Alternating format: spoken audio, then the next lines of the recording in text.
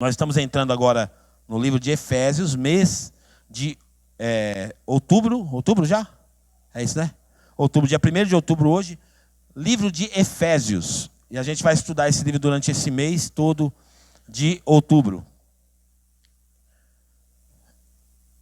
E antes de falar para você abrir, eu quero só fazer uma pequena introdução do que é esse livro. Esse livro foi escrito pelo famoso apóstolo Paulo. O apóstolo Paulo, ele era um grande plantador de igrejas. Ele viajava por vários lugares e ele ia plantando as igrejas. E a importância dele para o cristianismo é tão grande. Para você ter uma ideia, o Novo Testamento tem 27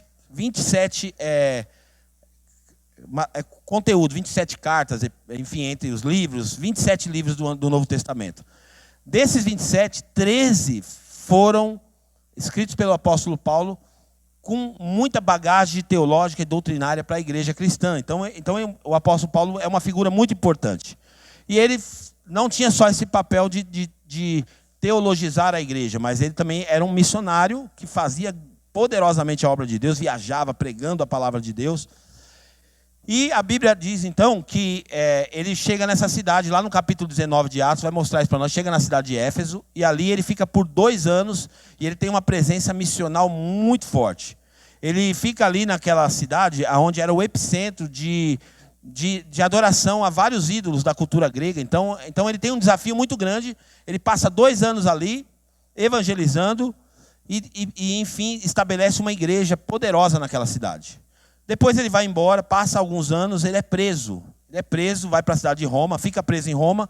E lá dentro da cadeia, em Roma, ele vai escrever essa carta que você tem na mão aí. Foi uma carta escrita por um presidiário. Amém?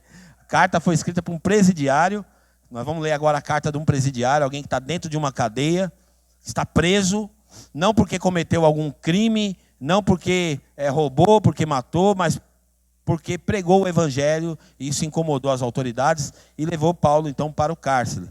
Então ele escreve essa carta para essa igreja, da qual ele tinha influência sobre ela, porque ele era o fundador dessa igreja. Então agora ele vai edificar essa igreja através dessa carta. E a gente vai ler isso agora, mas eu quero apresentar o tema da minha mensagem antes. Pode jogar o tema aí, se tiver? Não sei se tem uma arte aí, mas tinha pelo menos, né? De manhã. O mundo paralelo é o tema da minha mensagem. O mundo paralelo. Quem sabe o que é um mundo paralelo? Alguém sabe dizer o que é um mundo paralelo? Ajuda aí, pastor Guto. O que é um mundo paralelo? É um mundo que acontece simultaneamente com a realidade. Então é um mundo paralelo, está acontecendo junto. É uma realidade. Hoje a gente vê que isso está acontecendo, é um fenômeno na internet, por exemplo, 2 coisas que a gente ouve falar hoje, que é o metaverso. Quem já ouviu falar no metaverso? Levanta a mão. Metaverso é uma tecnologia, vamos dizer assim, aonde o metaverso é algo muito interessante. Por quê? Porque você se transforma em um avatar, um personagem virtual, e você tem essa experiência em outro ambiente. O verso é de universo, é outro universo. Então, metaverso, você vai para outro universo, para outra realidade. Teve um pastor ousado que ele criou até uma igreja no metaverso. Então é uma experiência 3D. Você vai ter a experiência de... Eu não entendo muito bem sobre isso, um pouco que eu estudei aqui, me informou assim que você vai pegar, vai ter essa experiência 3D, talvez através de um óculos, e você vai parar em um lugar. E ali dentro você vai interagir com outros avatares, que são pessoas reais, mas que estão representadas ali pelos avatares ali na internet. E ali interagem, fazem amizade, conversam, participaram desse culto nessa igreja, tinha muitas pessoas nesse culto, e foi uma realidade mesmo. Então isso é chamado de metaverso. E depois nós temos o outro chamado multiverso, multi de muitos universos. E isso é estudado pela ciência. É um estudo pseudocientífico. Por quê? Por que é pseudo? Porque não é algo concreto, ainda é algo que se estuda. Eu particularmente não acredito como os cientistas acreditam, mas eles estão tentando estudar para provar que existem outros universos e que o nosso universo é apenas mais um dos universos que existe. E acredito que existe até realmente pessoas morando em outro universo, e eles estão estudando sobre isso. Isso a gente vê muito nas histórias do pessoal da Marvel, né? Você vai ver os personagens, os heróis, eles estão vivendo em outro universo. Vai ver que não é o mesmo universo que o nosso.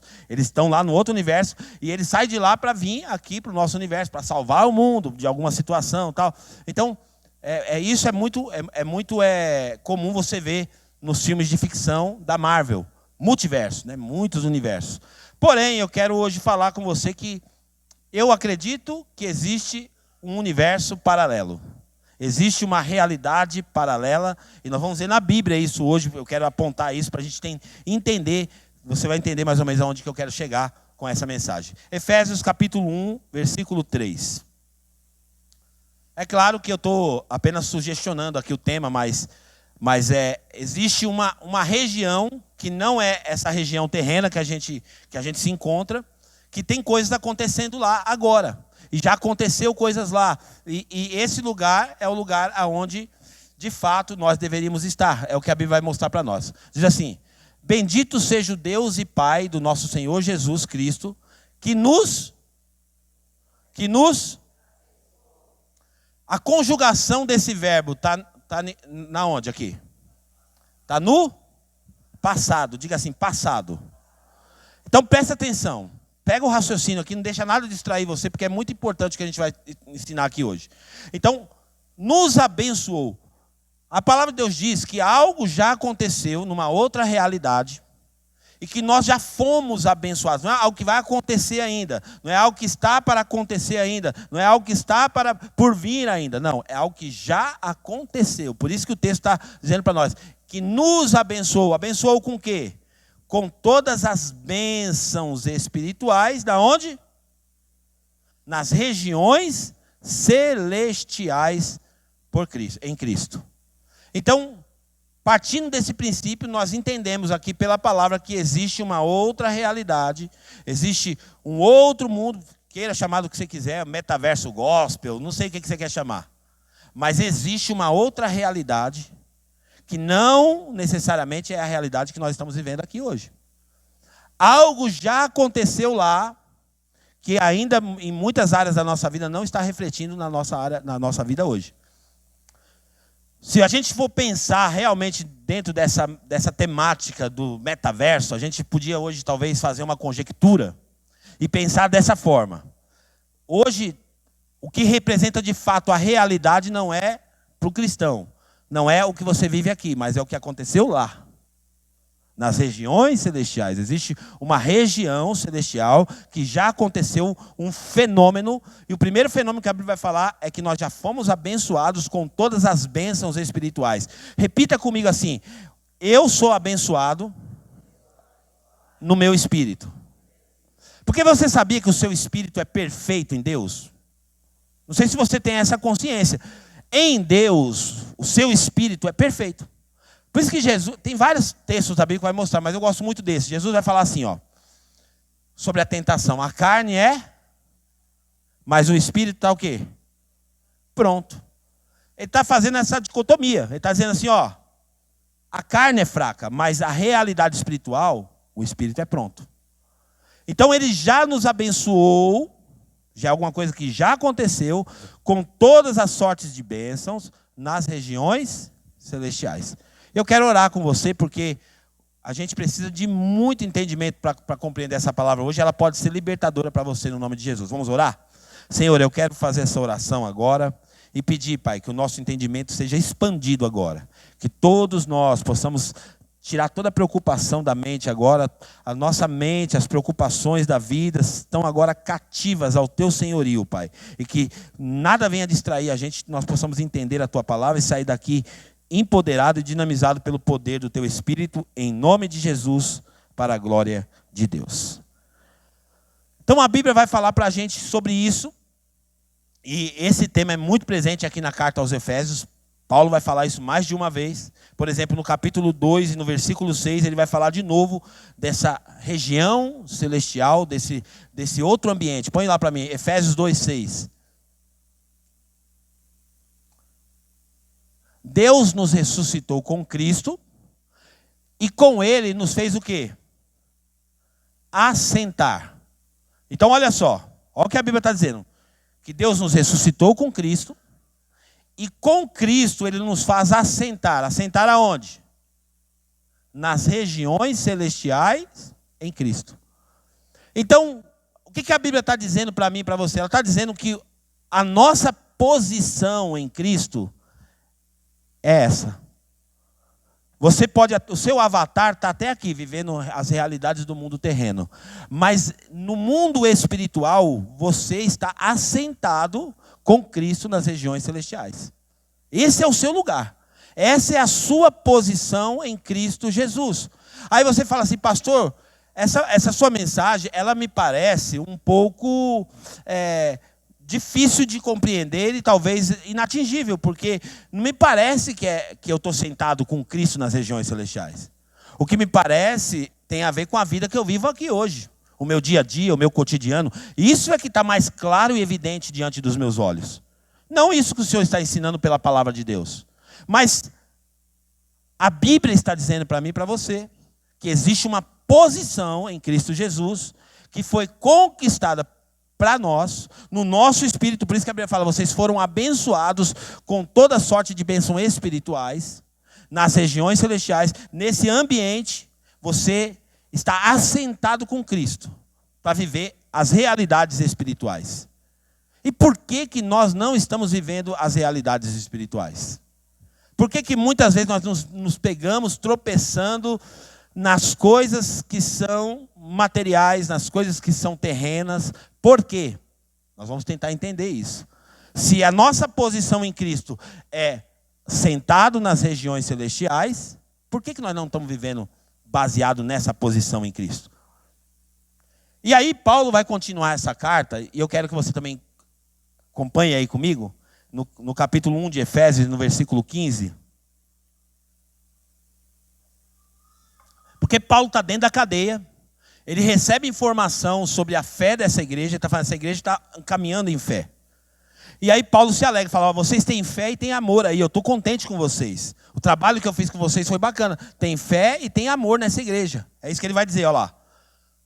Por essa razão, desde que eu ouvi da fé que vocês têm no Senhor Jesus e do amor que demonstram para com todos os santos, então essa é a informação que chega para ele, ó. A igreja de Éfeso, Paulo, é uma igreja de fé e uma igreja que tem a manifestação do amor. Continua. Aí Paulo fala assim, então por conta disso eu não deixo de dar graças a Deus por vocês. Eu não deixo de agradecer a Deus por aquilo que vocês estão vivendo aí.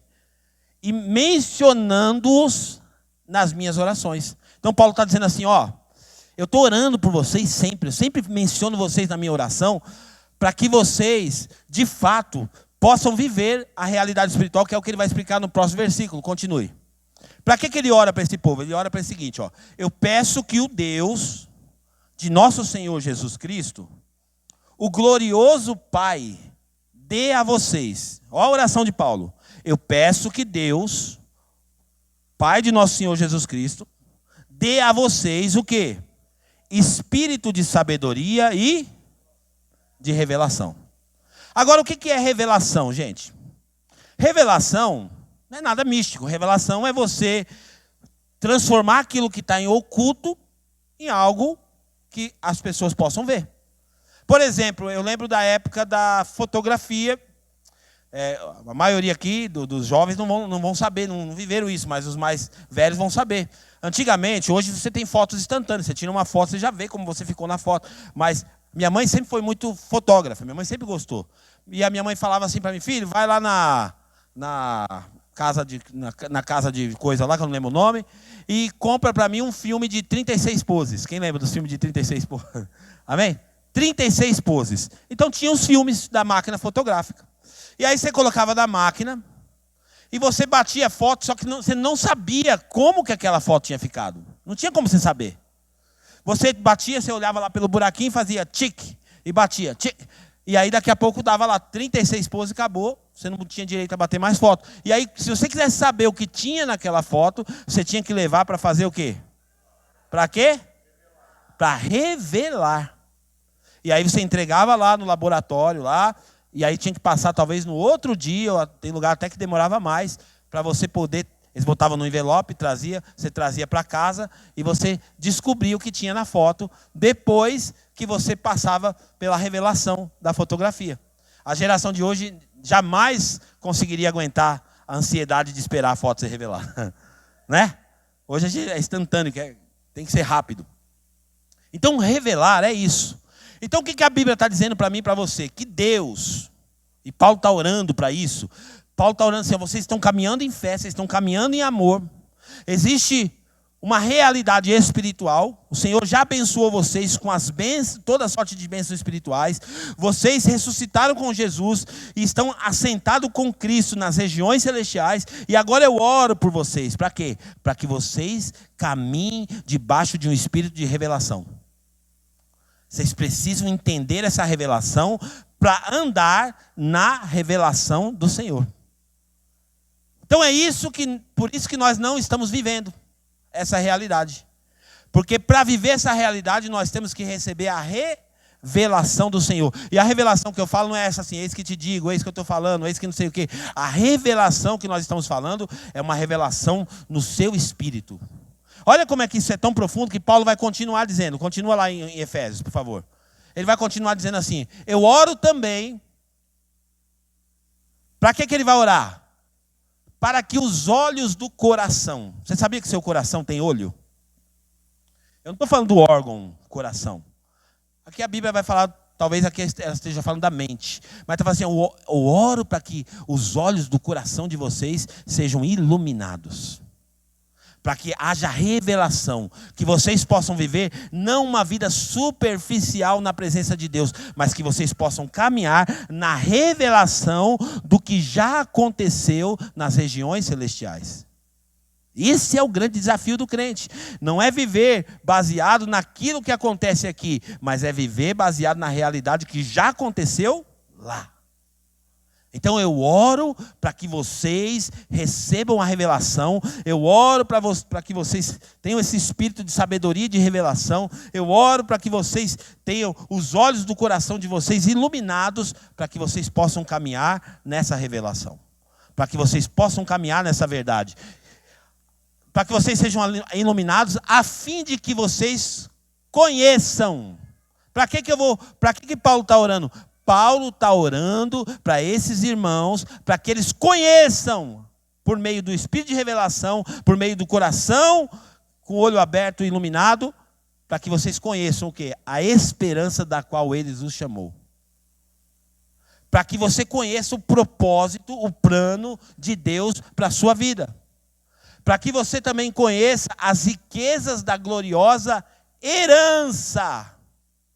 Quando fala de herança, o que você se lembra quando fala a palavra herança? Herança, é óbvio, fala de algo que alguém conquistou e deixou para mim. Ok? Sim ou não? Isso é uma herança. Por exemplo, você talvez nem trabalhou por essa herança. Talvez é uma conquista dos seus pais, ou de alguém que quis deixar para você algo. Já teve casos de pessoas que trabalhou numa casa de família e não tinham herdeiros e deixaram para o funcionário. Então é uma realidade daquela pessoa. Então, esse espírito de revelação, esse entendimento aberto, coração iluminado, para enxergar isso. Enxergar o quê? Essa realidade espiritual. Do quê? Do propósito de Deus e da herança de Deus. Nós não caminhamos como herdeiros de Deus. Nós até falamos que somos herdeiros, porque tem um texto na Bíblia que deixa claro que nós somos herdeiros de Deus, co-herdeiros com Cristo. A Bíblia diz isso. Mas nós não caminhamos como herdeiro. Sabe o que é não caminhar como herdeiro? É mais ou menos como se uma pessoa recebesse uma herança, mas ela não tivesse revelação da herança que recebeu. E ela então fosse obrigada a viver como um mendigo, como alguém que está precisando de algo, pedindo aqui, pedindo acolá, passando dificuldade na vida, e no final da vida ela descobre, poxa vida, eu era rico e não sabia. Eu tinha uma herança e eu não sabia. Então é exatamente isso que a palavra de Deus está tentando traduzir para o nosso coração. Nós precisamos de revelação para caminhar na verdade da herança de Deus, do propósito de Deus, do chamado de Deus para a nossa vida. E aí eu entendo, meu coração é aberto, os olhos do meu coração é aberto, é iluminado, e eu passo a compreender as realidades espiritual, o que acontece lá no metaverso, vamos chamar assim para ficar melhor, lá no metaverso da fé. Aquilo que representa a minha realidade no mundo espiritual. Lá é o meu lugar, lá é a posição que Cristo alcançou para mim. Então o que eu vivo aqui na minha vida terrena, muitas vezes não corresponde com aquilo que já aconteceu lá. E eu amo quando Efésios fala exatamente dessa forma. Ele nos abençoou. Conjugação do verbo no passado. É algo que já aconteceu. Porque como que a maioria dos crentes vivem? Como esperando algo acontecer. Eu vou lá para ver se Deus faz isso por mim. Eu vou lá para ver se Deus faz. Se Deus faz. Mas na realidade espiritual, o que já aconteceu? Deus já fez. É uma realidade espiritual. Deus não vai fazer, Deus já fez. Então, se Deus já fez, o que está faltando? Me falta revelação para andar na revelação daquilo que já aconteceu no mundo espiritual. Isso é tão sério, gente. Eu estou falando para você, não como quem já tem alcançado, não. Porque às vezes você se esquece de quem você é em Deus. E com facilidade a gente se esquece quem nós somos em Jesus. Porque quando a gente fala da nossa posição em Cristo, nós estamos falando da nossa verdadeira identidade. Você não é o que você olha no espelho. Você não é o seu problema. Você não é a doença. Nada disso. Você é aquilo que a palavra de Deus diz que você é. Tem um pastor que usou durante muitos anos essa frase, eu vou repetir ela aqui. Eu não sei se é dele, a autoria dele, mas é o pastor Márcio Valadão da igreja de Lagoinha. E ele sempre que ele subia no púlpito para pregar, ele fazia as pessoas pegarem a Bíblia. E ele falava assim com as pessoas. Até hoje ele faz isso. Repita comigo, eu sou o que a minha Bíblia diz que eu sou. Eu tenho... Não, vamos, gente, com entusiasmo, com fé, com alegria. Se você tiver a Bíblia, pega ela na mão. Se você tiver o celular, pega na mão aí com a Bíblia aberta. E repete comigo, fala assim, eu sou o que a Bíblia diz que eu sou. Fala assim, eu tenho o que a Bíblia diz que eu tenho. Diga assim, eu posso o que a Bíblia diz que eu posso. Queridos, quem define você não é a opinião do outro. Quem define você não é o seu marido nem a sua esposa. Quem define você não é o chefe lá do trabalho. Quem define você é o Senhor. Aquela canção da Laura Sougueles diz, né? Seus pensamentos... É os pensamentos de Deus que me definem. Tem muito crente andando confuso nas suas emoções. Por quê? Porque ele está deixando os outros definir ele. Ele deixa a opinião do outro definir ele. E ele não anda na revelação do que ele é na região celestial. Eu preciso aprender a andar nessa revelação. É triste o que eu vou falar, mas é uma realidade. A grande maioria dos crentes não sabem quem são em Cristo Jesus. A grande maioria dos crentes não descobriram ainda a sua posição em Cristo Jesus. Por isso que ele está frustrado, por isso que ele está decepcionado, por isso que ele está emocionalmente confuso. Por quê? Porque ele está buscando nas pessoas e nas coisas o que ele deveria buscar em Deus. Deus é que te define. Então, a Bíblia... Você sabia que a Bíblia não fala só de Jesus? A Bíblia tem duas finalidades. A Bíblia fala de Jesus, do seu poder, mas a Bíblia também fala de você. Toda a sua identidade está aqui registrada nas Escrituras Sagradas. Tem vários textos da Bíblia que declaram exatamente como Deus define você. Deus define você pela sua palavra. E aí eu pergunto para você, você está andando nessa revelação?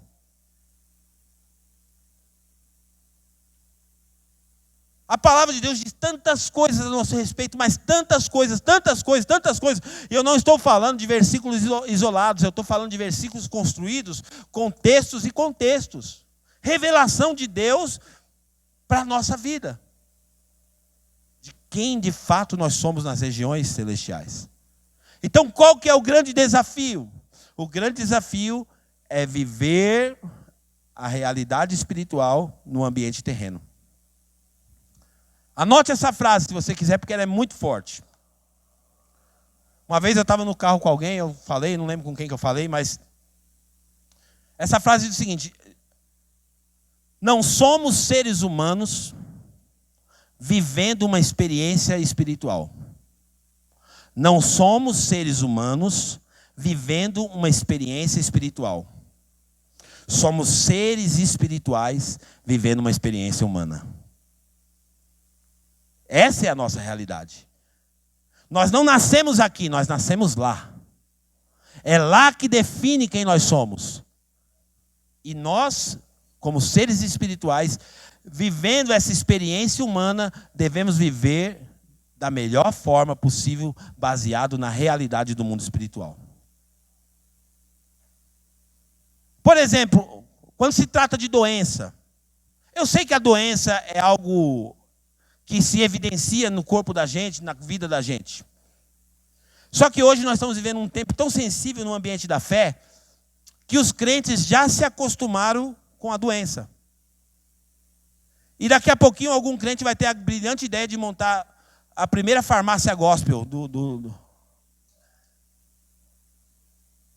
por de tão acostumado com a doença que ele já está. Como é que é o nome, pastor Guto, que a gente falou? Hipocondríaco. O que é um hipocondríaco? Excesso de pensamento e doença. E tem muito crente vivendo a realidade terrena. Agora, deixa eu te falar uma coisa. É o que a Bíblia diz? Sim ou não? Não. Aí você vai falar, não, pastor, mas aí a ciência, não sei o quê. Ô, pastor, você está sendo ignorante. Não, querido. Ou a gente vai viver o que a Bíblia está dizendo que é. Eu não estou dizendo que não vai aparecer a doença. Pode aparecer. Só que ela não pertence a mim. E esse é o meu posicionamento. Como que eu combato isso? Eu combato isso fazendo a afirmação de quem eu sou de fato. Então, se a doença aparece em mim, no meu corpo, eu combato isso com a afirmação da palavra de Deus de quem de fato eu sou. Então, a Bíblia fala que eu sou doente? Sim ou não? Eu não estou dizendo que é errado ficar doente, não interprete mal. Não estou dizendo que, nossa, quem está doente não é de Deus, não é isso. Eu estou dizendo que nós podemos sair desse ambiente das doenças se nós nos apropriarmos das realidades espirituais. Sabe por que hoje acontece poucos milagres, pelo menos evidenciados no ambiente da fé? E na história da igreja brasileira, por exemplo, a igreja brasileira tem um pouco mais de 100 anos que o evangelho sacudiu essa nação. E no começo da igreja no Brasil, surgiram alguns homens realmente com uma dinâmica de fé muito forte. Entre eles, Davi Miranda, Manuel de Mello e tantos outros. E as reuniões desses homens era cadeira de roda saindo mesmo, levantando, paralítico, gente expelindo o câncer pela boca, é umas coisas de louco. Aí você fala, o que mudou então? O mundo ficou moderno, Deus deixou de operar, Deus está velhinho, Deus não está mais querendo fazer, Deus... Não. O que mudou é que nós estamos perdendo o senso de realidade espiritual. Nós não estamos entendendo, não está ficando claro para nós. Sabe o que eu já vi gente falar para mim que antigamente fazia? Pode ser até uma coisa louca, radical, uma coisa insana para nós. Mas a pessoa pegava o texto de Isaías 53 e lá é uma realidade espiritual. O que diz Isaías 53? Fala sobre a enfermidade. Ele levou sobre si as minhas dores, as minhas enfermidades. Isso ali está claro no texto. Ali está falando de uma coisa que não tinha acontecido ainda, 700 anos antes de acontecer, Isaías já estava profetizando, é o que chamamos de profecia messiânica, já estava falando de Jesus, e qual que era a finalidade do que ele estava fazendo. E sabe o que tinha gente que fazia? Olha só, gente, pode ser a maluquice, a gente pode até rir disso. A pessoa pegava o texto de Isaías 53, e vamos imaginar que ela tivesse uma ferida aqui na perna, uma trombose. Aí ela abria o texto de Isaías 53 na perna dela, pegava uma faixa, enrolava, prendia a Bíblia na perna e ficava declarando, falava, eu não sou essa doença. Eu não sou essa doença. Essa doença não tem a ver com a palavra de Deus. Não é isso que a palavra de Deus diz. Não é isso que a palavra de Deus está falando. Não é isso que a palavra de Deus está declarando. E eles começavam a declarar o que a Bíblia falava sobre eles. Isso é viver na revelação da nossa posição em Cristo. Nessa posição espiritual. E é isso que nós queremos provocar a nossa igreja a viver. Não é você aqui depender do toque de mão do pastor, da unção que vai rolar no culto, não. É você usar as ferramentas, as armas espirituais que já foram fornecidas aos crentes.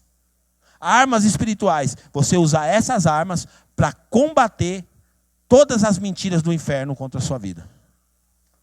Porque existem mentiras espirituais, a gente vai falar sobre isso. Se tem verdades espirituais, também tem mentiras espirituais.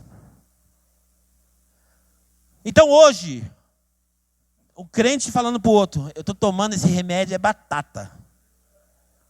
Ele tá vendendo incredulidade para o outro. Ele está passando incredulidade. Por quê? E é comum, gente. Eu não estou aqui condenando ninguém que faz isso, porque eu já fiz isso. Mas o dipirona funciona para mim para caramba. Quando eu estou com a dorzinha de cabeça, 150 gotinhas de dipirona. Não, brincadeira, tudo isso.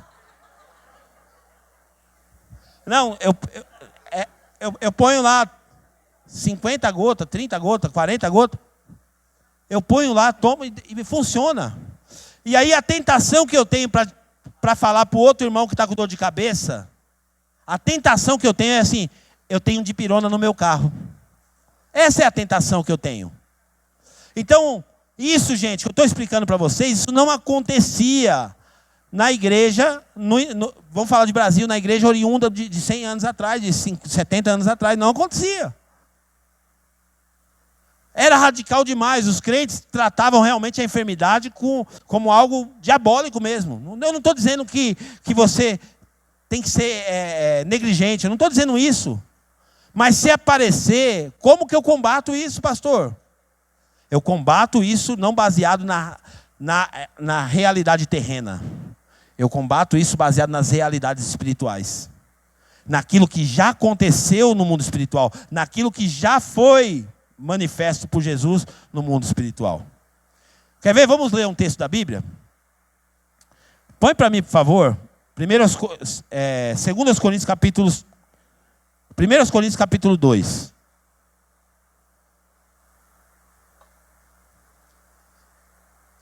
Se nós quisermos experimentar, e deixa eu falar para você, Deus não está velho, Deus não está gagá, Deus não está fraco, o diabo não está ganhando de Deus, Deus não gastou todo o poder dele há 100 anos atrás e agora está sem poder de novo. Não existe criptonita para enfraquecer Deus. Deus, a Bíblia diz que Ele é o mesmo ontem, hoje e eternamente. Então o problema não é com Deus. Diga assim, o problema não é com Deus. Se o problema não é com Deus, então aonde está o problema? O problema está em quem? Está em nós. É a forma como nós interpretamos o mundo espiritual. Então se o problema está em nós, é possível nós voltarmos para o lugar da onde a coroa caiu e resgatarmos esses princípios dessas realidades espirituais. E a Bíblia vai dizer o seguinte, vamos ler do versículo 3 em diante. Aqui é Paulo de novo escrevendo para a igreja dos Coríntios, ele vai dizer assim, ó: escrevi como escrevi, para que quando eu for, não seja entristecido. Não, é 1 Coríntios, por favor, está errado. 1 Coríntios capítulo 2. Isso.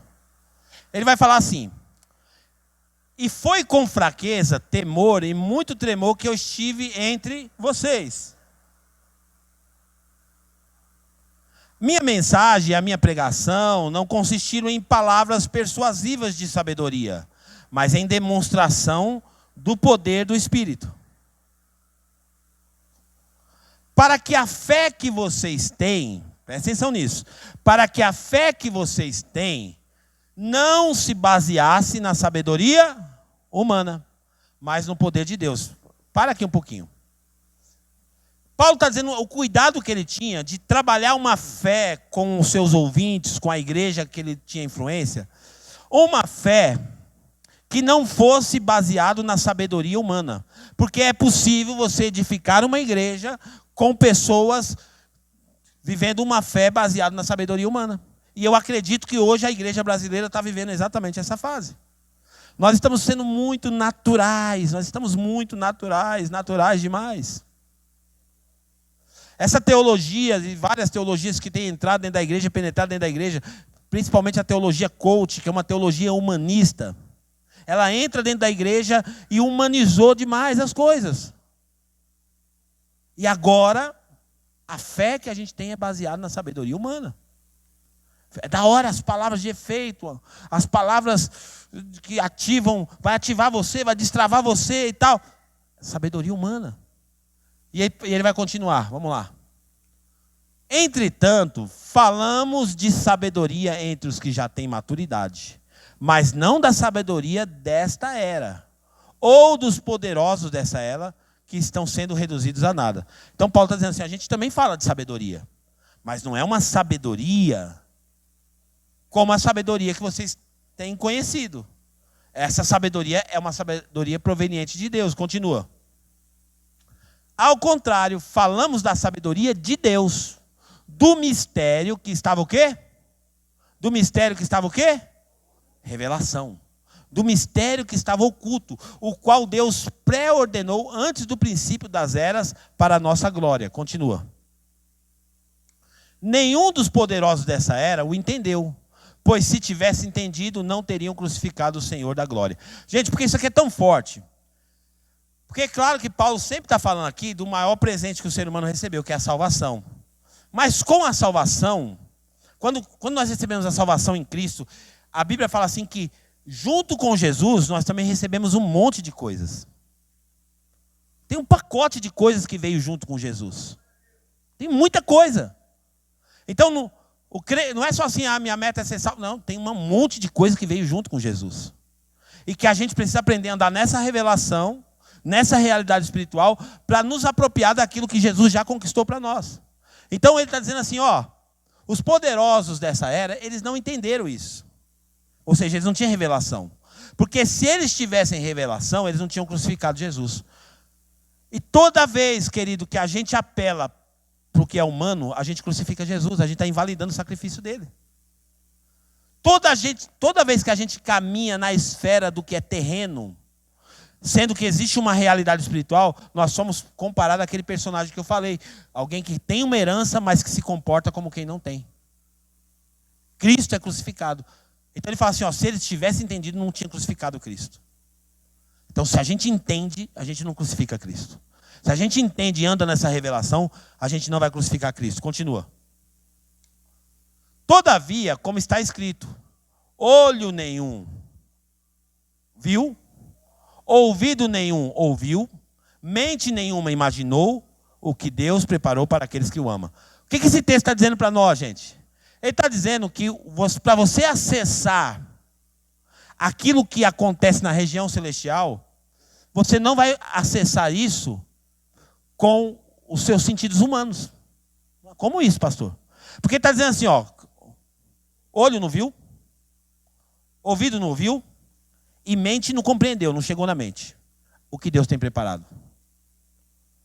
Ou seja, não é sendo raso, não é sendo superficial que nós vamos acessar essas revelações. Continua, por favor. Mas Deus fez o quê? Revelou. Deus o revelou a nós. Por meio de quem? Por meio de quem? Do Espírito. Por meio do Espírito é possível andar nessa revelação. O Espírito sonda todas as coisas, até mesmo as coisas mais profundas de Deus. Não sei se você está entendendo onde a gente vai chegar com essa mensagem. Nós recebemos um presente de Deus que está dentro de nós. Nós carregamos esse presente chamado Espírito de Deus. E o Espírito de Deus é a chave que acessa o profundo e o escondido de Deus. O Espírito de Deus tem acesso às coisas profundas de Deus. É o Espírito de Deus que tem esse acesso. E esse Espírito, nós carregamos ele dentro de nós. Então, o único jeito da gente andar nessa revelação é desenvolver um relacionamento com o Espírito de Deus. Mas eu estou falando, não estou falando desse relacionamento não de estou aqui no carro, não, eu estou falando de algo intencional. Algo, como nós estamos promovendo aqui, um jejum congregacional, vou vir, quanto mais eu me misturo com as coisas que são armas espirituais, isso vai me trazer sensibilidade para ouvir o que o Espírito quer dizer, porque o Espírito conhece tudo. O Espírito quer falar, mas eu não estou ainda andando na revelação do que o Espírito quer dizer. Eu não estou sensível ao que ele quer falar, e por isso eu não acesso. Continua, por favor. Pois quem conhece os pensamentos do homem, a não ser o Espírito do homem que nele está? Porque é mais ou menos assim, ó. Se pudesse ser feita uma transferência de espírito, por exemplo, o pastor Guto não sabe o que eu estou pensando aqui agora, não sabe, ele não sabe muita coisa sobre mim, mas se eu passasse o meu espírito para ele agora, ele ia saber tudo sobre mim, porque o meu espírito humano sabe tudo que eu penso. E aí ele vai fazer essa comparação dizendo assim, ó, da mesma forma, ninguém conhece os pensamentos de Deus a não ser o Espírito de Deus. Então, quem é que conhece o pensamento de Deus? O Espírito de Deus. O Espírito de Deus conhece. Então, se eu quero conhecer a revelação, se eu quero andar na revelação, eu preciso ser amigo do Espírito Santo. Porque o Espírito Santo sabe tudo. Ele sabe tudo sobre o que Deus já determinou sobre a minha vida. Continua, por favor. Nós, porém, não recebemos o Espírito do mundo, mas o Espírito procedente da onde? De Deus. Para quê? Para que a gente recebeu esse Espírito? O que a Bíblia está dizendo? Para a gente fazer o que com o Espírito? Para a gente entender o quê? Gente, lê forte isso aqui, porque isso aqui é muito forte. Ó, não recebemos o Espírito do mundo, mas o Espírito de quem? De Deus. Para quê?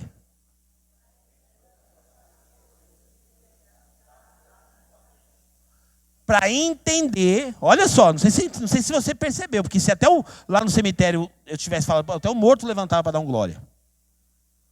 Porque olha só, a Bíblia está dizendo que você recebe o Espírito de Deus, para esse Espírito te capacitar, para te revelar, para você entender coisas que Deus fez o quê? Nos tem o quê? Coisas que Deus tem te dado gratuitamente. Quando você anda nessa revelação, você não é nem enganado mais. Porque às vezes tem igreja querendo vender para você algo que Deus já te deu. Olha só que forte isso. É a mesma coisa. Vitão, dá essa garrafa aqui. É sua? Quer comprar? Quer comprar? Eu vendo para você. É mais ou menos isso que acontece. Às vezes a gente não entende as coisas, a gente quer comprar uma coisa que nós já tem. Quer pagar por algo que nós já recebemos. Essa é a revelação. A Bíblia está dizendo que o Espírito de Deus foi dado para que eu entenda as coisas que Deus nos tem dado. O que Deus tem dado? Você já entendeu o que Deus te deu? Você já entendeu a revelação do que você é em Deus? Do que Deus já conquistou para você? Obrigado, filho. É isso que a Bíblia está dizendo. Você já entendeu o que Deus tem te dado gratuitamente? Existe um pacote de coisas. Nós já fomos abençoados no nosso espírito com o quê? Com todas as sortes de bênçãos espirituais. todas as sortes de bênçãos espirituais. Todas as sortes de bênçãos espirituais. Nós já fomos abençoados com tudo. Só que nós ainda não caminhamos nessa revelação. Por quê? Porque nós ainda estamos com os olhos do nosso coração tá fechado, e aí a gente anda como mendigo, mendigando para Deus fazer as coisas, mendigando para Deus operar algo, mendigando a cura, mendigando isso, mendigando aquilo outro. Por quê? Porque nós ainda não estamos andando na revelação. Então, quando a gente recebe o Espírito de Deus e desenvolve o relacionamento com o Espírito de Deus, esse Espírito vai abrir o nosso entendimento. A gente vai entender a revelação do que Deus já me deu. Aí eu começo a falar, eu já sou curado, minha família é abençoada, eu já sou próspero, eu já sou isso, eu sou o que a Bíblia diz que eu sou, eu tenho o que a Bíblia diz que eu tenho. E aí você começa a caminhar nessa revelação. Quer ver que forte isso? Por que isso tem que ser pregado constantemente na igreja? Você vai ouvir eu pregar mais vezes sobre isso. Porque hoje, essa palavra pode causar um efeito em você. Você pode sair daqui hoje empoderado. Uau, que legal. Puxa, eu não sabia disso, agora eu estou legal. Só que vai passar 15 dias, um mês, você vai esquecer de novo.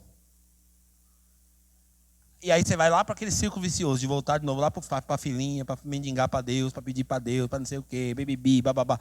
A gente vai, é um círculo vicioso. A gente entende, para de praticar, por ter parado de praticar, esquece, volta para o fim da fila para virar mendigo de novo. Quer ver que interessante isso? Tiago 1,23. Põe para mim aí, Tiago 1,23. Depois a gente volta para Coríntios de novo. Tiago 1,23, diz assim. Não sei se você está entendendo. Quem está entendendo? Dá um glória a Deus aí. Tiago capítulo 1, versículo 23. Aquele que ouve. A gente pode fazer essa aplicação, porque essa aplicação não necessariamente quem ouve com o ouvido. Tudo que está relacionado à revelação da palavra, à exposição da palavra. Então, aquele que está exposto à palavra, aquele que está recebendo a palavra de Deus, seja pelo ouvido, seja pela leitura, aquele que tem a revelação da palavra, que recebe, mas não põe em prática. O que é pôr em prática, gente? É assim, a Bíblia diz isso sobre mim. Então, agora, a minha realidade no metaverso espiritual é o que corresponde. Então, se a Bíblia diz isso, o que eu estou vivendo na realidade não é compatível com o que é no espiritual. Então, agora eu me comporto como o espiritual me vê. Como o espiritual me vê, é como eu vou me comportar aqui. Aí, aquele que entende isso, mas não põe em prática, ele é semelhante ao quê? A um homem que olha a sua face num espelho. Então está lá, no espelho olhando. Olhei. E a Bíblia vai dizer o quê? Continua. E depois de olhar para si mesmo, sai e logo se esquece da sua aparência.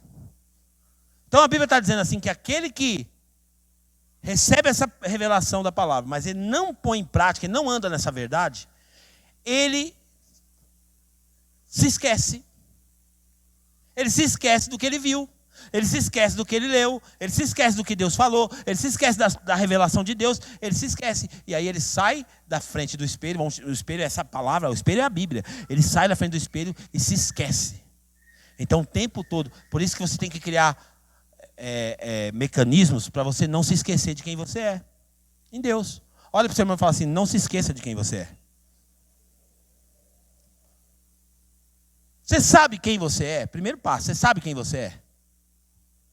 Porque essa confusão emocional, hoje, o mal do século, o mal do século são doenças psicossomáticas, doenças na alma, doenças da emoção, essas doenças, é o mal do século hoje.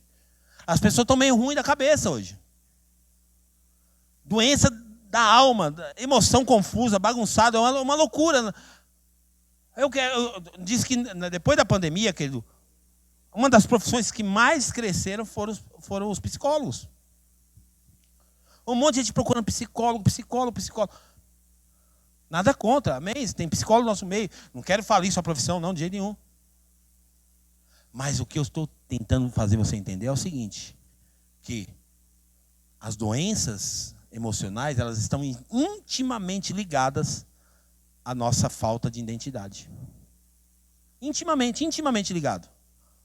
Por não saber quem sou, por não receber a revelação e viver na realidade de quem eu sou de fato, eu estou o tempo todo buscando aprovação, o tempo todo o que o outro fala me fere, o que o outro fala, o que o outro pensa de mim me machuca. Eu não me sinto amado. Por quê? Porque não está andando na revelação de quem você é. Porque quando e eu estou falando agora para você, porque eu também, quando eu me esqueço de quem eu sou, eu entro nessa paranoia. Eu também entro nessa crise.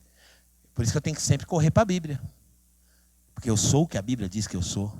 Eu tenho o que a Bíblia diz que eu tenho. Eu posso o que a Bíblia diz que eu posso. É os pensamentos de Deus que me definem. Não vou deixar nada me definir. Eu não vou deixar ninguém me definir, a não ser as Escrituras Sagradas. Você está entendendo? Dá uma glória a Deus. Volta lá para 1 Coríntios, onde a gente estava lá. Eu acho que é o versículo 12 que a gente estava. Põe lá no 12. 1 Coríntios 2, 12.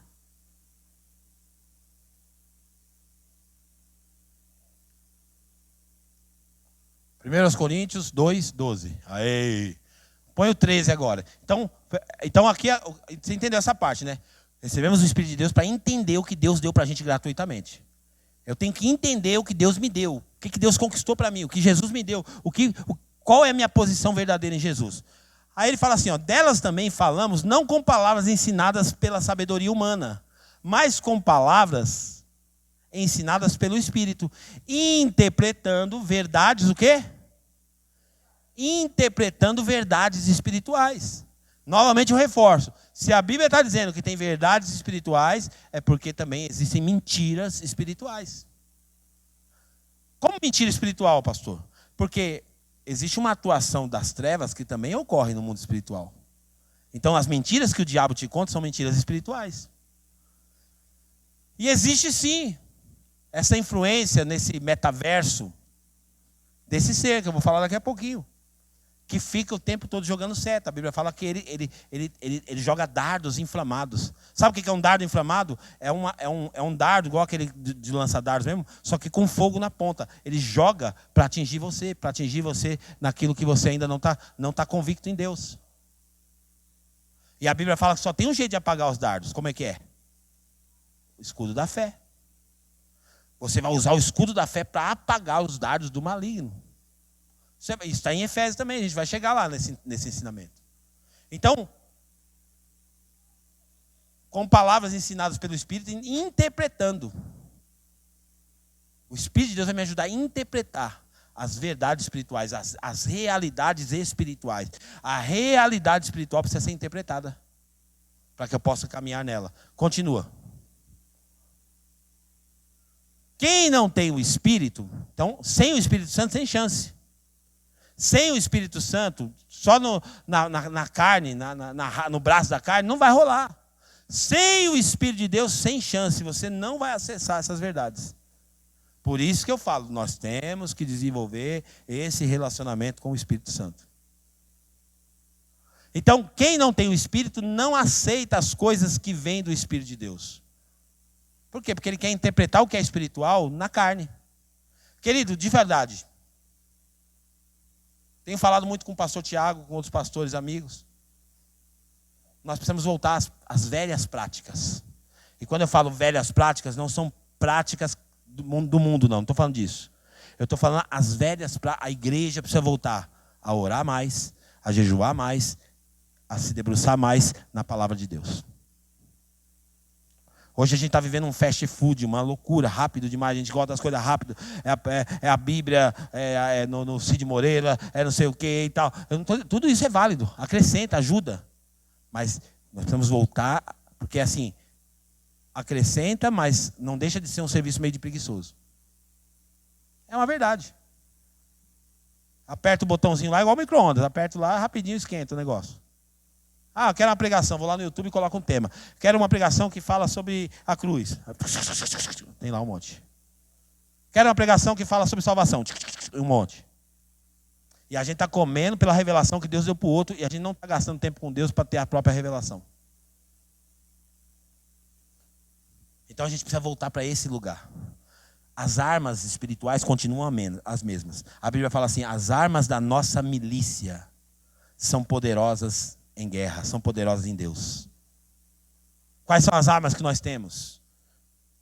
Oração, jejum e devocional, leitura da Bíblia. Essas são as armas. A gente precisa voltar para esse lugar. A gente precisa voltar para essa disciplina. Se a gente quiser ter resultados em Deus diferentes, nós precisamos fazer coisas diferentes. Fazendo as mesmas coisas, a gente não vai ver Deus diferente. Não vamos ver. Então ele fala assim: quem não tem o Espírito, ele não aceita o que é do Espírito. Porque as coisas do Espírito são loucas mesmo. Como que pode alguém jejuar e resolver problema? Como que pode? Quer ver?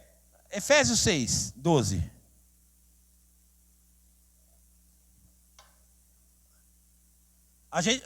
A grande maioria de nós não praticamos esse versículo. Não vamos mentir. É uma realidade. Efésios 6, 12. Põe aí. Pois a nossa luta não é contra seres humanos. A gente sabe, todo mundo conhece esse versículo aqui. Mas se a gente puder brigar com o ser humano, a gente briga. Se a gente puder resolver no olho, tete a tete, a gente vai para o embate. A gente sabe que a Bíblia diz isso, mas a gente quer combater na carne. A gente quer resolver as demandas na carne. A gente quer resolver os nossos problemas na carne. Só que a Bíblia já diz, ó, vocês vão resolver de outra forma. Eu já dei armas para vocês. Você conhece a história de Esther, gente? Que história poderosa. Tinha uma sentença de morte, todos os judeus iam morrer. A brilhante ideia foi qual? Vamos fazer um jejum. Vamos fazer um jejum. Ela podia ter ido lá, ela era rainha. Ela falou, não precisa de jejum não. Deixa que o rei tem uma queda por mim mesmo, vou chegar nele lá e tal. Ele podia falar isso, claro que ela podia falar. Não, vamos fazer um jejum. Vamos jejuar. 3 dias de jejum. E aí aquele jejum, querido, movimentou o mundo espiritual. A realidade espiritual veio para a terra. E aí o jogo virou. A rainha saiu vitoriosa com todo o povo judeu. O cara que fez a forca foi enforcado na própria forca. Mas a gente tem um problema, como que a gente quer resolver? Ah, meu chefe está cuidando, eu não levo desaforo para casa, não. Eu sou crente, mas não sou bobo. Quem já leu esse versículo?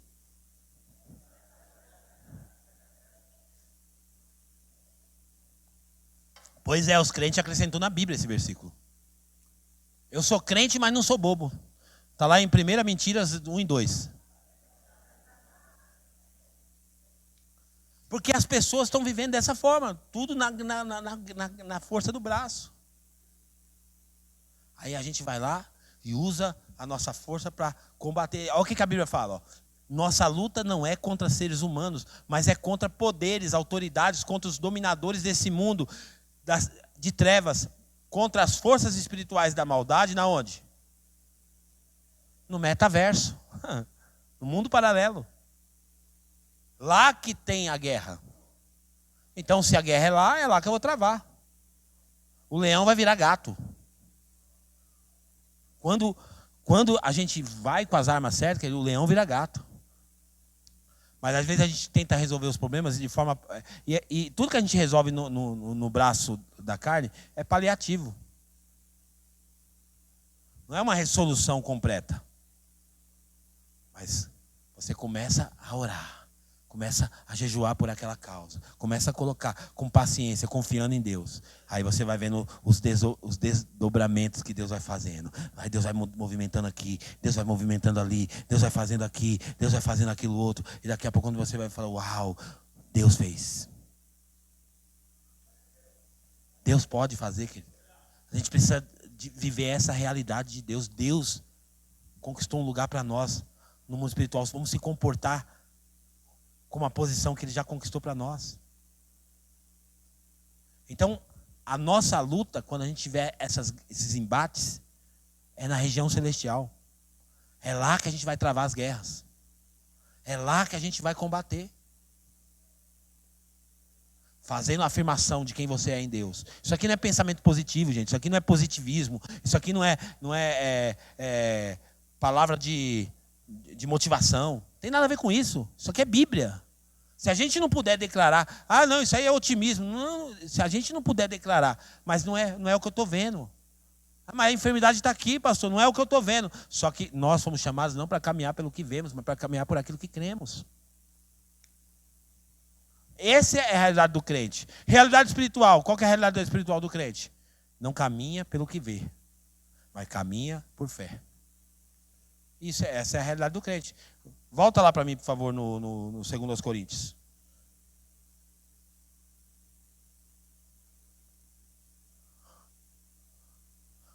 Delas também falamos, não com palavras ensinadas pela sabedoria humana, mas com palavras ensinadas pelo Espírito, interpretando verdades espirituais para os que são espirituais. Continua. Quem não tem o Espírito não aceita as coisas que vêm do Espírito de Deus, pois isso são loucura. E não é capaz de entendê-las. Por quê? Porque elas são discernidas como? Espiritualmente. Então, para mim andar nessa revelação, como é que eu tenho que fazer? Eu não vou conseguir na carne fazer essa revelação. Isso é para os crentes, gente, de verdade. Tem crente hoje que não consegue fazer um jejum, um pão com manteiga para ele fica tremendo já. Meu Deus, não consegue fazer um jejum. Não, pastor, eu vou fazer um jejum da meia-noite às 7 da manhã. Está dormindo, passou a noite inteira dormindo, acorda e fala, jejuei a noite inteira, agora eu vou tomar um belo de um café. Gente, de verdade, a gente não está mais caminhando nas realidades espirituais. Volta de novo para esse lugar. Olha, eu dei um exemplo aqui de manhã, tá vendo a minha esposa aqui? Minha esposa é uma grande mulher de Deus. E nós nos convertemos juntos, na mesma igreja. E ela teve uma experiência poderosa. Eu sempre compartilhei aqui, mas algumas pessoas nunca ouviram. E a gente foi ensinado nesse contexto. Eu ia para a Pedra Grande jejuar, ficava 3 dias na pedra. Sem comer e sem beber nada. 3 dias, só orando, em cima daquela pedra grande lá em Atibaia. Orando 3 dias, sem beber água e sem comer nada. Aí a gente vai passando a caminhada cristã, a gente vai relaxando. Vai diminuindo a intensidade, o jejum já não tem mais a mesma intensidade, a vida de oração já começa a... Essa é a tendência nossa. E a pastora Simone também foi criada nesse mesmo movimento. Então, no começo da conversão dela também, muito jejum. Ela lia a Bíblia, ela já leu o livro de Salmos um dia, não foi? Uma sentada, 150 salmos. Comendo muita palavra de Deus, muita palavra de Deus. Agora, ela não é a digna de ser adorada aqui. Ah, nossa, agora o pastor vai contar o testemunho, nós vamos ficar aqui. Ai, pastora Simone, ai, seja adorada e venerada. Põe a mão na minha cabeça, pastora, não. Mas ela foi trabalhar. Uma pessoa comum, ela não era pastora, não era nada. Um crente comum. Ela trabalhava numa loja lá em Atibaia, vendedora de roupa. Uma loja chamada Biazeto. Quando ela está lá na loja, atendendo na loja, entrou uma mulher. A mulher só encostou perto dela, endemoniou. Sem ela orar, sem ela fazer nada. Só de chegar perto dela. Ah!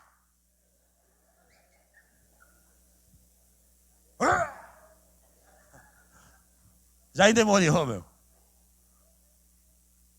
Agora, qual que é o mistério disso? Nossa, não sabia que ela tinha essa unção, pastor. Não é unção, querido. É um crente comum. É um crente comum. É um homem espiritual, uma mulher espiritual, vivendo uma experiência humana. Aí você fala, mas isso pode acontecer comigo? Claro que pode. Se entrega. Se entrega.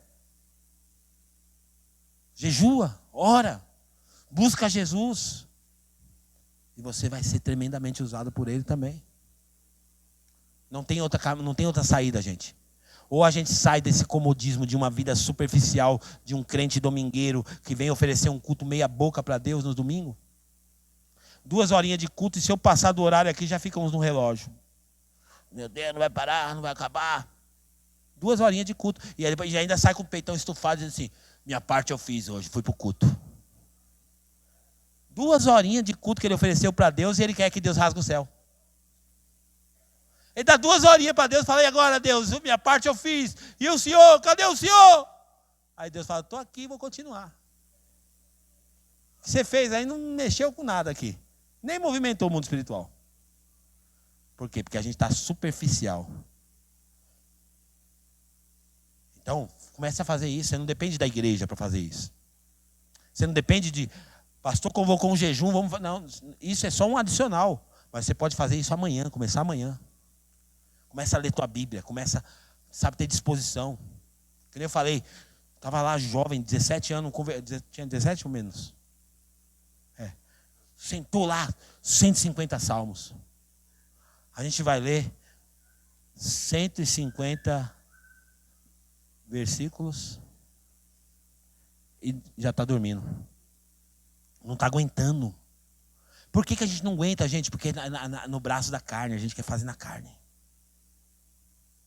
Ou a gente... Está aqui os ministros de louvor.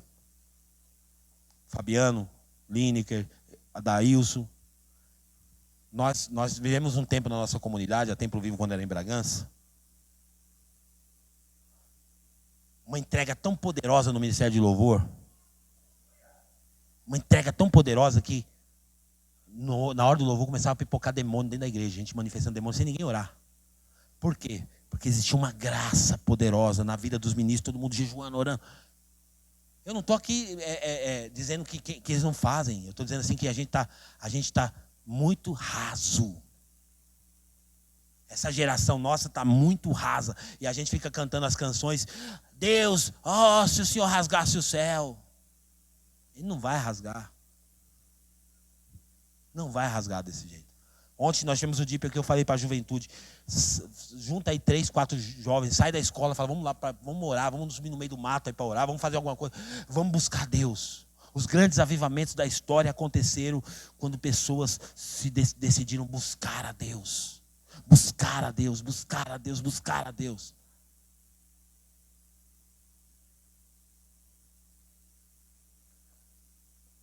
Põe para mim, por favor, lá o texto de Coríntios que eu estava lendo, por favor.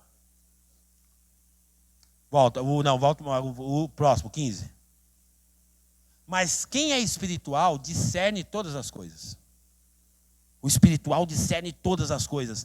Ele mesmo por ninguém é discernido. Por quê? Porque o homem espiritual, se ele for comunicar com o homem natural, não vai entender ele. Ninguém vai discernir ele. Mas o homem espiritual discerne as coisas. Ele tem discernimento. Eu não estou falando... Gente, uma coisa que a gente tem que sempre encontrar na igreja é o equilíbrio. Não estou falando dessas loucuras, não. Estou vendo demônio, estou vendo não sei o que, não. Eu estou falando de um avivamento pessoal. Um avivamento pessoal. Não estou falando do coletivo, eu estou falando do pessoal. Você... Sabe o que é avivamento?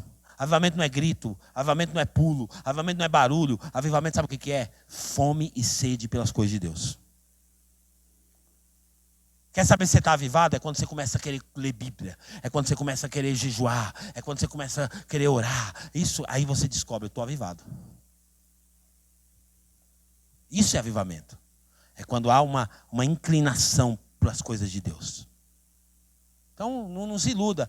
Nossa, aquela igreja estava legal, todo mundo pulando, todo mundo falando língua. Isso não é avivamento. Isso pode apontar para um sinal de avivamento, mas não é avivamento.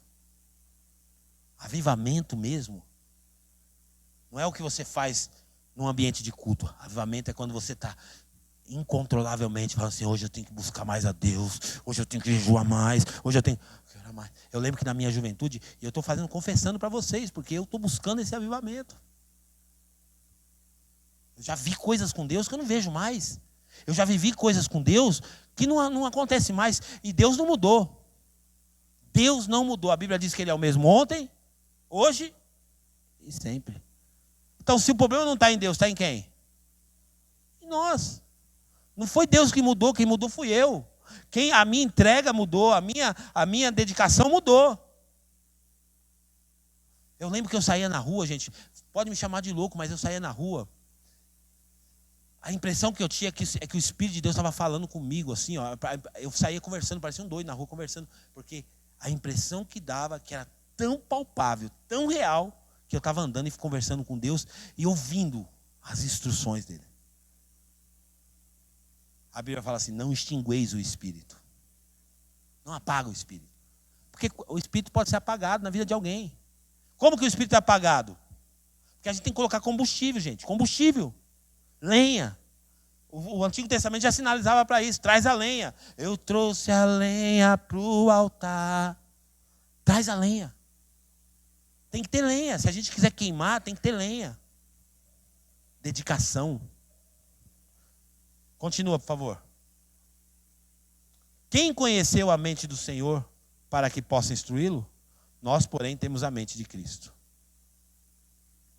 Nós já carregamos uma presença em nós. Essa presença nunca vai ser tirada de você.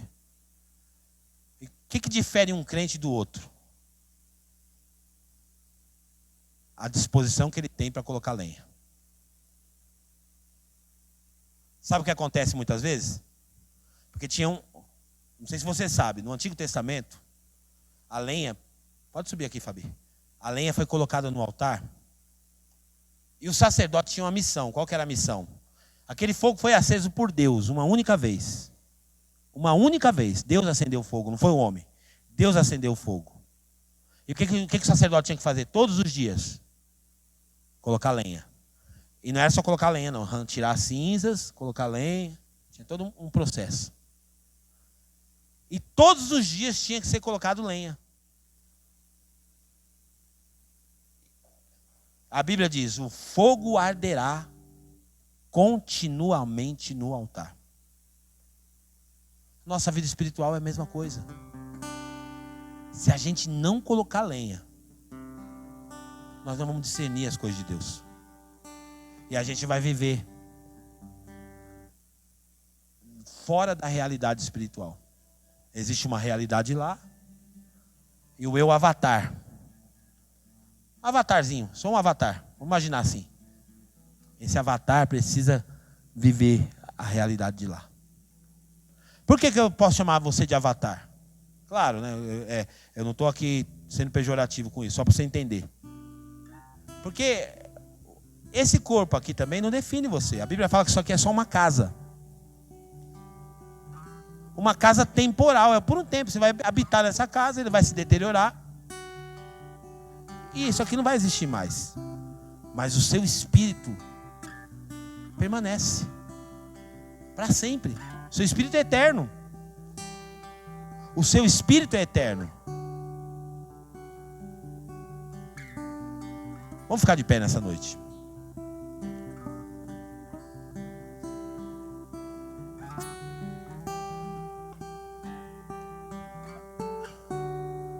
Presta atenção. Nós não fomos chamados para andar por aquilo que estamos vendo. Porque se você começar a enxergar só pelos olhos naturais, você vai se decepcionar. Porque a realidade terrena é uma. Por isso que a Bíblia fala, 2 Coríntios capítulo 5, põe para mim, versículo 7. A nossa chamada é para isso aqui, ó. 2 Coríntios 5, 7. Nós não fomos chamados para andar porque vivemos por fé e não. Então você está olhando, mas eu estou vendo um problema no casamento, mas eu estou vendo isso aqui, mas eu estou vendo isso, eu estou vendo a doença, eu estou vendo isso. Essa não é a realidade do metaverso da fé. Não. Lá, na região celestial, no universo paralelo, lá tem uma realidade que diz muito sobre quem eu sou. E o que eu estou vendo aqui com os meus olhos não corresponde àquilo que eu sou. Então, eu não vou andar nessa mentira. Eu não sou doente. Eu sou amado de Deus. Eu sou aceito por Deus. Homens não me definem. Eu não sou o que as pessoas dizem que eu sou. Não. A minha realidade é outra. E eu vou andar na realidade de quem eu sou em Deus. A Bíblia diz, Gálatas capítulo 5, versículo 25. Gálatas 5, 25. Já aconteceu algo no nosso espírito. Se vivemos pelo Espírito, aconteceu algo já. Andemos também pelo Espírito. Essa é a forma que eu tenho que andar. A realidade espiritual é essa. Eu não ando pelo que eu vejo. Eu não ando pelas circunstâncias. Eu não ando baseado naquilo que está diante dos meus olhos. Quer ver um homem na Bíblia que me inspira muito e vai inspirar você também? Esse homem viveu uma realidade espiritual. Assim é o exemplo mais clássico da Bíblia de alguém que viveu uma experiência espiritual no corpo humano, chamado Pedro.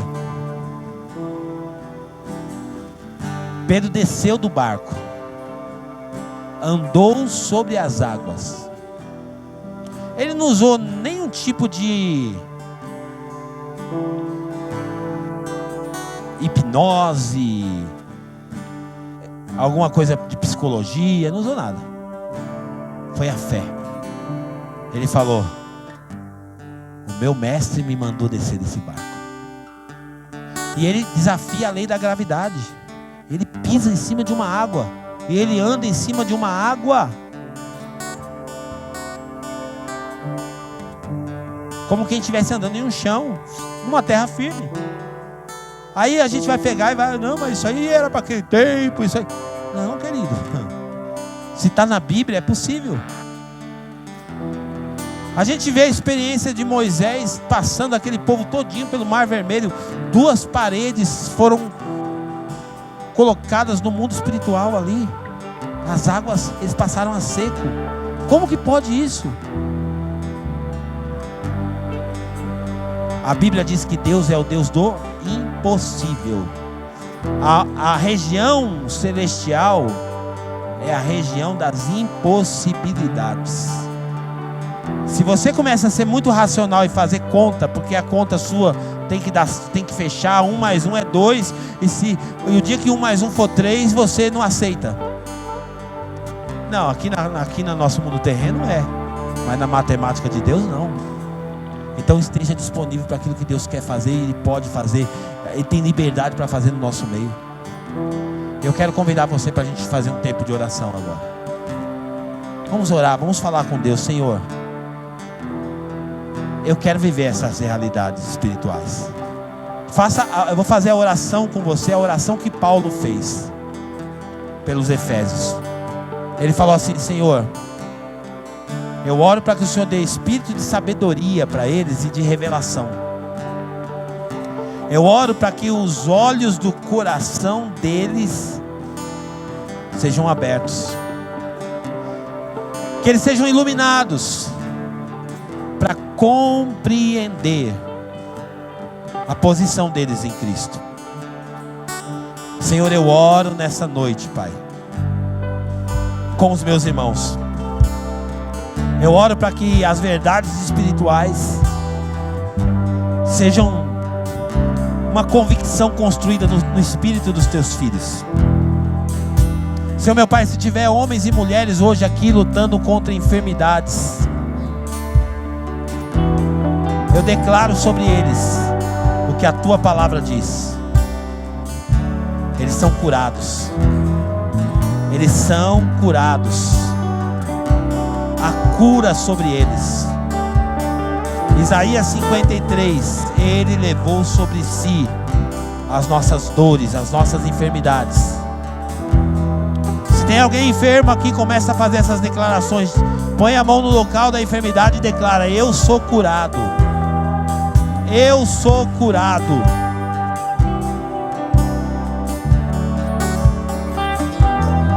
Isso não é mágica, isso é uma realidade espiritual. Não é o pastor que vai curar, não é a minha oração que vai curar. É você tomando posse daquilo que você é na região celestial. A tua palavra diz, Senhor, que nós já fomos abençoados com toda sorte de bênçãos espirituais. E nós tomamos posse agora de toda sorte de bênção espiritual. Bênçãos na saúde desse homem e dessa mulher. Bênçãos agora na saúde dele e dela, em nome de Jesus. Senhor, seja qual for a enfermidade, seja qual for a espécie da enfermidade, nós agora declaramos o que a tua palavra diz. Nós não somos o que o médico disse, nós não somos o que o diagnóstico disse, nós somos o que o Senhor diz sobre nós. E nós nos apropriamos agora. Senhor, eu declaro sobre homens e mulheres na área financeira do teu povo, Pai. Nós não somos adeptos de uma teologia de prosperidade, não. Mas também não somos ignorantes, porque sabemos que junto com o Senhor Jesus foi nos dado todas as coisas. Pai, homens precisam aqui, Senhor, viver de maneira digna, ter um salário digno, ter uma condição financeira melhor. Nós oramos, Pai, nós oramos, Senhor, para que ele possa viver essa realidade. Declare que você é próspero. Declare o que o Senhor diz sobre você. Declare em nome do Senhor Jesus. Eu oro, Pai, nessa hora, não só por saúde física, mas também por saúde emocional. Nós temos vivido tempos, Senhor, onde pessoas estão confusas nas suas emoções.